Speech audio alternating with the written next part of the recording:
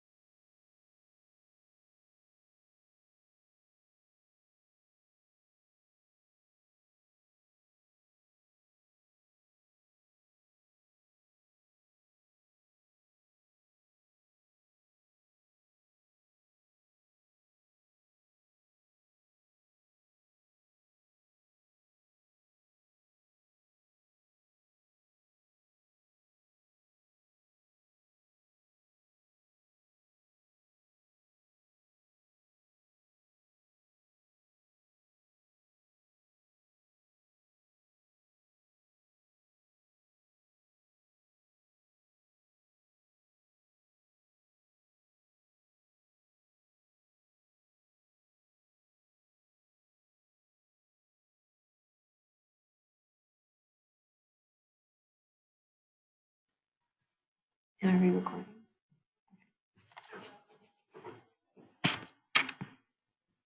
Okay, hi everyone. Thank you for joining the webinar today. I think we're going to get started. I am Karen Sullivan and I will be presenting today with Saul Etlin. We are both real estate consultants at the Northern California Community Loan Fund.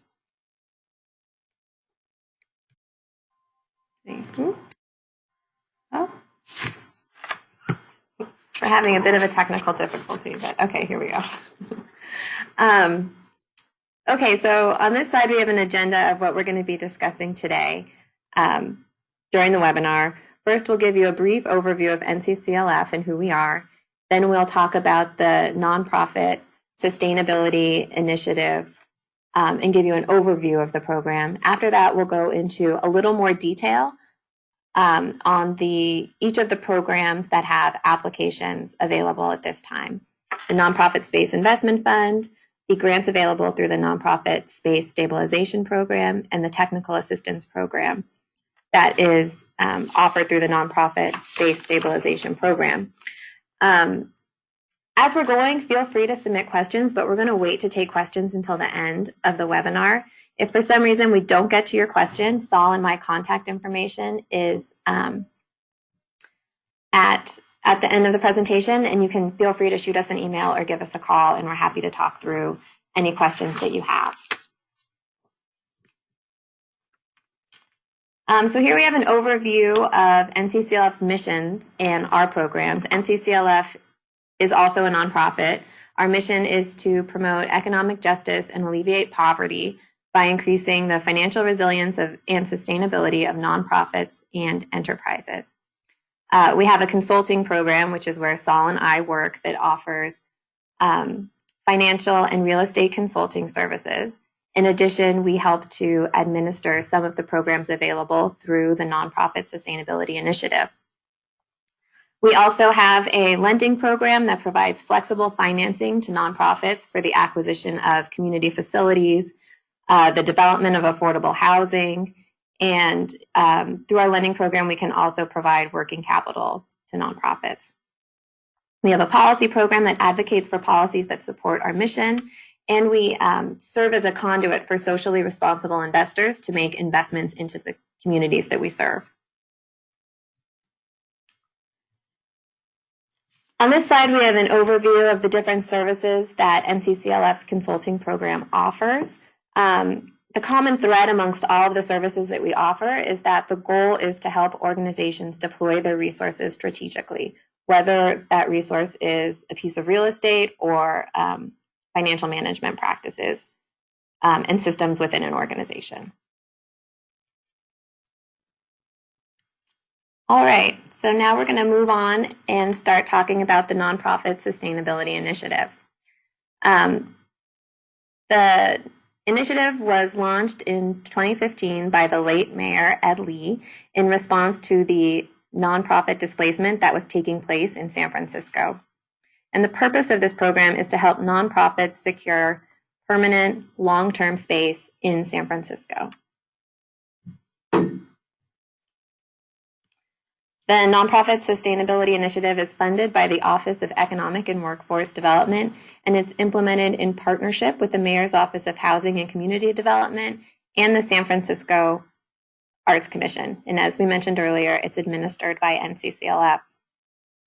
In addition to the NSI program, OEWD has a lot of other resources that are available to nonprofits on their website, so you may want to go there to check out some of the different resources that they have available as well and services. So to date, we've had 2 rounds of funding through the NSI program. $4 million has been awarded to 6 nonprofits for the acquisition of over 62,000 square feet of new nonprofit-owned space. Through the Nonprofit Space Stabilization Program, we've awarded $1 million in grants to 19 nonprofits to occupy 96,000 square feet. And through the Technical Assistance Program, we've been able to provide services to 31 different organizations.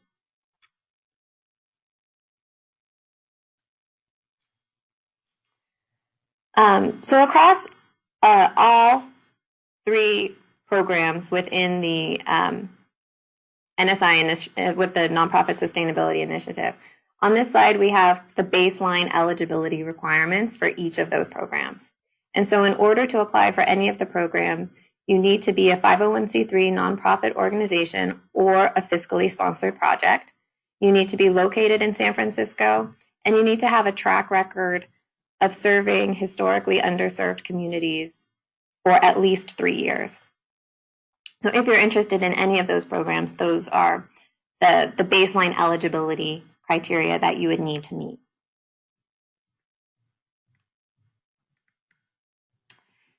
And on this slide, we have a chart that summarizes each of the different programs. And so I'm going to go through some of the general requirements for each program.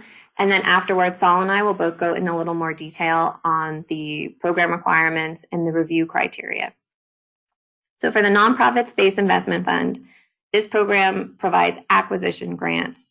So an organization needs to have identified a building that you wish to acquire.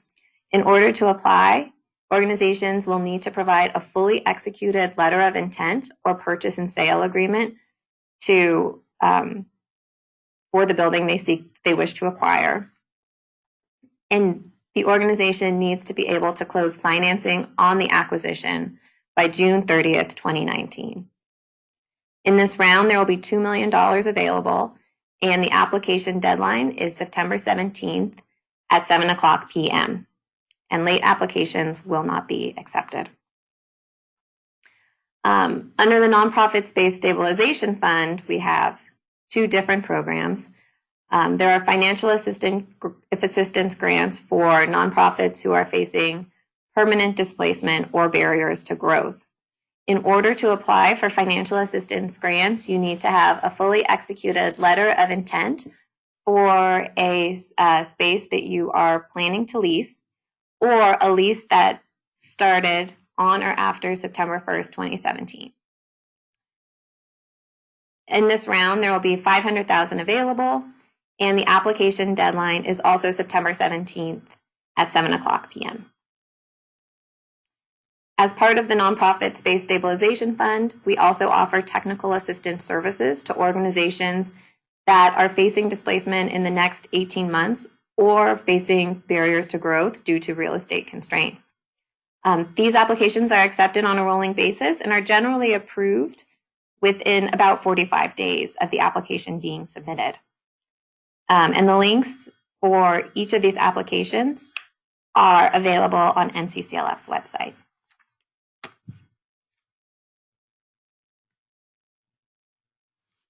Okay. So for the Nonprofit Space Investment Fund and the financial assistance grants through the Nonprofit Space Stabilization Program, all applications will be reviewed by a selection committee. During the selection committee's review, priority is going to be given to applicants that are able to meet the 5 program priorities that are outlined here on this slide. If you have had the chance to download the program guidelines, you'll see that these program priorities are included in the guidelines. And there's also a lot more information on the different documentation that can be provided as evidence of the organization's ability to address each of these priorities. And when you're thinking about how competitive your application would be, organizations don't necessarily need to meet each of these 5 program priorities, but the more of the priorities that you are able to demonstrate your ability to meet, the stronger your application is going to score. So as you go through the application, being able to provide more of the documentation that addresses each of these priorities will strengthen your application.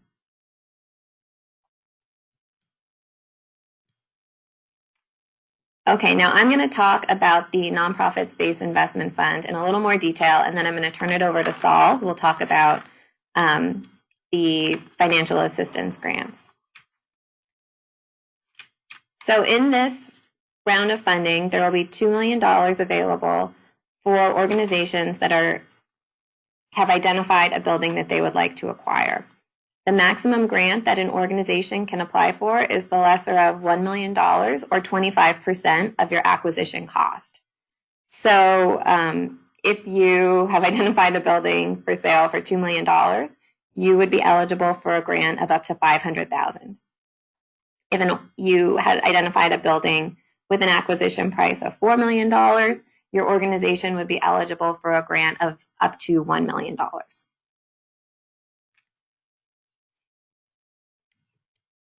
Okay. And in terms of program requirements, on this slide we have really some of the baseline program requirements for eligibility. If you go and reference the program guidelines, you'll see that there is a lot more detail on the documentation that is required for the application. But at the time of application, in order to apply for this program, you do need to have a fully executed letter of intent for either a purchase or we do also accept letters of intent for a lease if it has a term of 55 years or more. If you've moved a little further along in the acquisition process, you could also provide a purchase and sale agreement. And groups can be eligible to apply if you have already completed your acquisition and you have a grant deed that you could provide as part of your application. However, if you have already purchased the building, in order to be eligible, you still need to have a gap in your project budget, and the building cannot have been placed in service. And so at the time of application, you could not have a certificate of occupancy. Grants will need to be dispersed by June 30th, 2019. And so if you have a building in mind, you do need to be able to close on acquisition financing by next June, the end of next June. And another key part of these grants is that at the time that the funds are dispersed, a deed of trust and use restriction will be recorded on the property. And I think as you're thinking about whether or not this is the right program for you to apply to, this is definitely something to discuss with your board. It's something to discuss with other funders because it is a lien that will be placed on the property that will require that it continue to operate for the nonprofit purpose for the 30-year compliance period. And as part of our application, we do require organizations to submit a board resolution that certifies that the board does understand the program requirements and the compliance restrictions that will accompany the grant if funding is awarded. Let's see, and one other element of the application for the Nonprofit Space Investment Fund is that consultation calls are required. These calls are only required for the Nonprofit Space Investment Fund applications, and it's really a chance for us to discuss your project with your organization and identify any eligibility issues that could come up. The last day to schedule calls is August 10th, and calls need to be completed by August 17th. If you're thinking about applying, you can schedule the calls by sending me an email, and we will put something on the calendar. I encourage groups to schedule calls now because if the call is not scheduled by August 10th, you will be unable to submit an application for the program.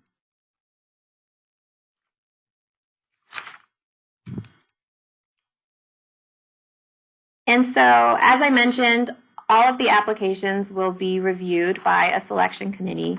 As part of the selection committee's review, they're really going to look at the organization's alignment with the 5 program priorities.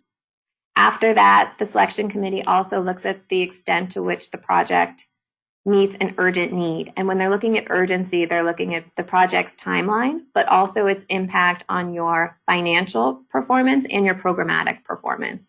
So how is acquiring this building going to help your organization improve your financial sustainability? And also, how is it going to help you better serve your clients and the communities that you're in? After that, the committee also looks at project readiness and organizational capacity. And so here, some of the things that the committee looks at is your project timeline and whether or not you have the team in place and the funding in place to be able to acquire the property by the June 30th, 2019 deadline. The committee is also going to look at who's on your project team. If you have, for instance, a capital campaign that is needed to raise the funds for the project, do you have a capital campaign consultant identified? If you don't, that's okay, but in the application, we do ask what your plan and timeline is for identifying a consultant who will help you meet your fundraising goals. And another component of readiness is the ability of your organization to finance both the one-time and ongoing costs related to the acquisition. And so as part of the application, we ask organizations to upload a sources and uses that includes the costs related to the acquisition, and if there's a construction component to your project, the sources and uses for the construction project too. And so here, things the committee will look at is how much funding has been committed, what's the gap, and what is the organization's strategy for filling that gap. And in addition to one-time costs, we also ask organizations to upload a 3-year organizational operating projection to show that once the building has been acquired, the organization has the ability to finance the cost of ownership. And those costs could include repairs and maintenance, increased utilities, and contributions to capital reserves. So here what the committee will be looking at is whether or not the organization has contemplated what the financial impact of the acquisition will be on your organization, and that you have the capacity to finance those expenses. Okay. And now I'm going to turn it over to Saul to talk about the Space Stabilization Financial Assistance Program. Great. Good morning, everybody. Thank you again for taking the time to be with us. So I'm going to start with talking about the Financial Assistance Program, and then talk briefly about the Technical Assistance Program. So the Financial Assistance Program is focused on organizations that are going to lease their space, and there's 2 tiers, but depending on the term of the lease. In this cycle, in the grant pool, there is $500,000 available in grant funds, and organizations that are signing at least a 3-year lease up to a 4-year lease can apply for funds of up to $50,000, and for organizations that are signing a lease longer than 5 years or more can apply for up to $500,000. Like the NSI program, the organization needs to submit a fully executed LOI or lease. This is an important one. We've had organizations that have applied in the past that have not been able to produce a fully executed LOI, which made them ineligible. So please make sure you get it signed by both parties, both the landlord and by someone in your organization. You do need at least a 3-year lease to be eligible for the program. So if you're looking at just signing a 1 or 2-year lease, unfortunately, that doesn't work for this program. The organization needs to demonstrate in its application the risk of being displaced or facing barriers to growth. So, the displacement could include either a steep increase in your rent, or the landlord's doing something new with the building. And barriers to growth, you would want to talk about, how is your organization expanding, or is this a satellite location so that you can provide new services in a different community. For awardees of the grant, will need to submit all requests for reimbursement by August 31st of 2019.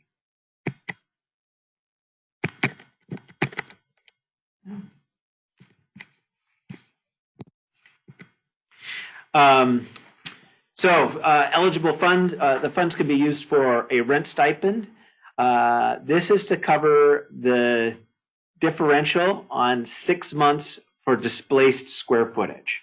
So if your current square footage is 1,000 square feet, but you move into a 1,500 square foot building, you can only apply for what would be the equivalency of the 1,000 square feet that you were in previously, not the full 1,500 square feet that you have moved into. And then that factor gets multiplied by six months. We're happy to walk through this with you if it's not clear. You can apply for fixtures, furniture, equipment. So that can include everything from chairs and and desks and everything else that you need for your new space. A minimum request of up to $10,000 is you have to at least put together a budget of $10,000 around the fixtures, furniture, and equipment. The program is prioritizing relocation or expansion projects over lease renewals. So if you are just staying in your space and you're applying into this program, you will need to talk about how the fixtures, furniture, and equipment will allow you to have more impact in the place you're in. Either absorb organizational growth, taking on new staff, or be able to serve more people, and ideally both. You can also apply for professional services if you need drawings done of your space, if you need some space planning, what's sometimes referred to as a fit test to make sure that if you're going to a new place that you'll be able to get everybody into the new space, for legal review of your lease, which is highly recommended as you're going through the leasing process, and then the remote chance that you may need some engineering, although we don't see that often with leases. That would be more in the NSI program.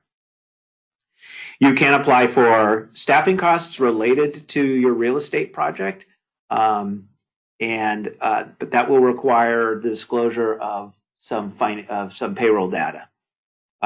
You can also apply for moving expenses associated with your real estate project if you're getting a new spot and moving somewhere else, and for holding costs. So if your leases were to overlap for some period of time while you are getting the new space ready but couldn't move out of your old space, you can apply for the rent on the lower cost space. Tenant improvements are also eligible, so that's any kind of build out that you would do, but only on lease projects that are where the lease is 5 years or more.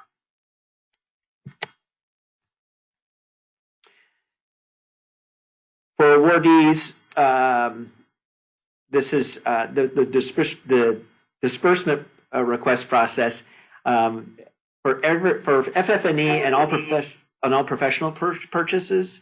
Professional services.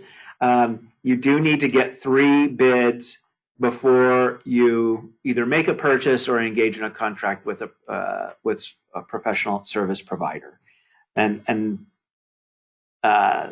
those purchases need to be approved by NCCLF.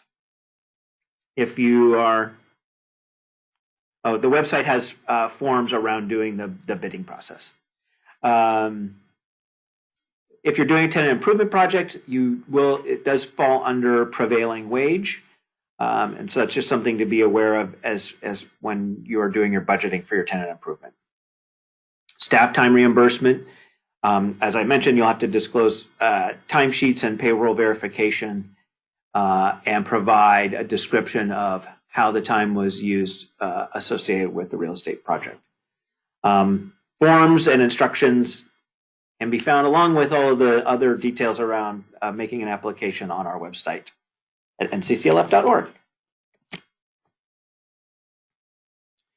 Like the NSI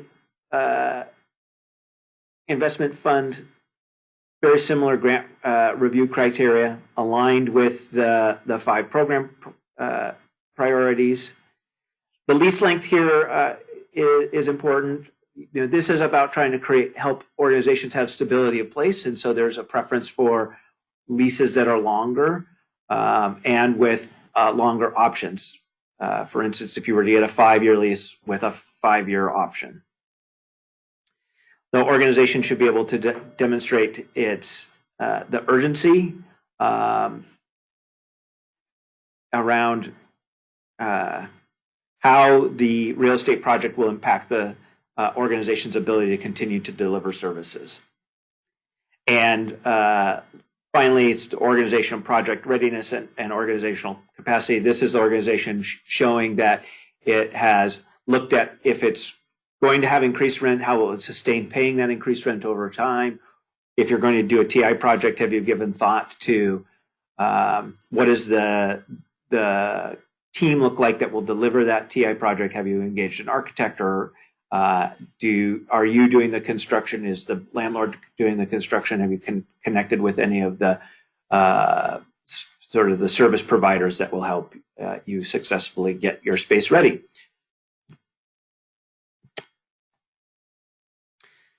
So moving out of the FA program and moving to the TA program, NCCLF with the support of OEWD is able to do engagements with organizations that would like some direct hands-on help in their real estate project.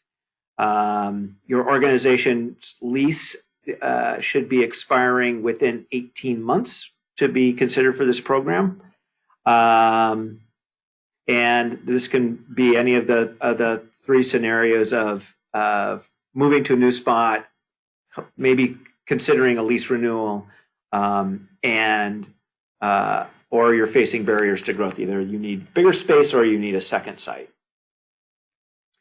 Through this program, we can do some financial and space planning, so we can help you. We can help you do a little bit of a lease analysis. So if you're looking at a couple of sites and what that means to your organization's budget, we can do some very high-level space planning. Just will your organization fit in the space that you're looking at? An architect is really needed to do sort of more fine-tuned analysis. We can go on tours with you and to look at spaces to see if they're a good fit for your organization, and help identify sites as well. If the location does need some TI, tenant improvements, we can help develop construction budgets, and we can refer your organization to engineers, project managers, and contractors around delivering that project. And when possible, we can help try to find some funding sources, although they're pretty limited, but we can help think through strategies to paying for a build out. And we can also, beyond architects and contractors and project managers, we can also sometimes come up with referrals for pro bono or reduced cost attorneys. And if on the off chance you need an engineer, we can do referrals to engineers. As Karen mentioned, those looking for TA services, once you've applied, we try to get the applications approved within 45 days. But please do make sure you include your, if your lease is coming up soon, we do try to make an effort to get started as quickly as we can, just because we know it can be tough to find a new location.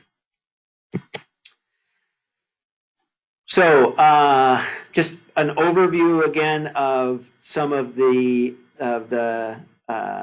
deadlines associated with the program. So with the Space Investment Fund, those very important consultation calls with Karen, you have till August 10th to schedule that call, and calls need to be completed by August 17th.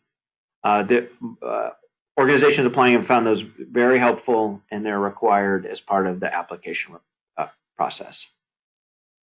The last day we're taking questions in advance of the application deadline is August 24th at 5 p.m. But we are very open between now and then to taking any questions if we can be helpful. The applications are due at 7 p.m. on September 17th. I want to be very clear here that the system is set up. It will shut at 7 p.m. So you will want to have hit submit by 6:59, and we would certainly recommend that you would do it well in advance of the deadline to make sure that you have no problems with your submission. The target date for award announcements is November 16th, and the TA, as we mentioned, the TA program is on a rolling basis. So there are no deadlines for that. So if you come up with technical assistance needs as you move through this process or in your search for new space, you can apply at any time. So with that, we will take any questions if you have any. You are also welcome to either reach out to us by email or give us a call for questions. But if anybody has a question, please let us know.